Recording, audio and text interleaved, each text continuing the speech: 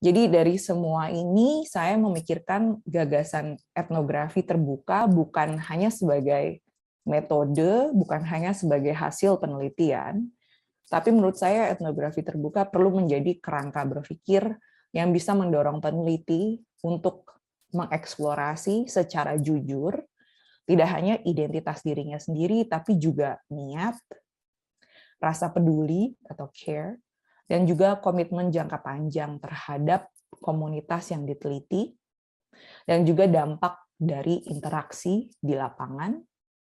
Lapangannya bisa dunia nyata atau dunia digital ya, dan juga ilmu pengetahuan yang kemudian dihasilkan. Etnografi terbuka merupakan upaya untuk memikirkan kembali etika penciptaan pengetahuan yang lebih adil, responsif, dan bertanggung jawab kepada orang lain. Etnografi terbuka dapat mencapai tujuan ini melalui 3 tema besar menurut saya, ya: infrastruktur, proses, dan kolaborasi. Apakah proses pembuatan pengetahuan zaman ini jauh berbeda dengan ekspedisi Torres Strait yang tadi saya ceritakan? Proses kolaborasi di ekspedisi tersebut apakah tertutup atau terbuka? Pengetahuan secara etnografi sebenarnya untuk apa dan akses oleh siapa?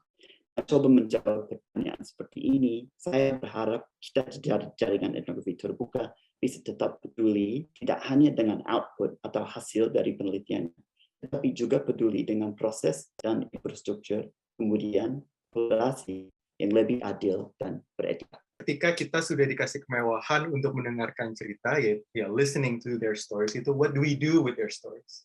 Dan sini akhirnya saya pengen mendorong juga open ethnography mungkin bisa sedikit beririsan dengan critical ethnography, yaitu menjadi seorang yang activist scholar. What we do with this data is also for transformation, untuk transformasi sosial. Open ethnography is just not about collecting data or an instrument to be collaborative and see, oh ya ini ceritanya menarik dari manusia ini, dari individu ini, but it's also for the liberation of all.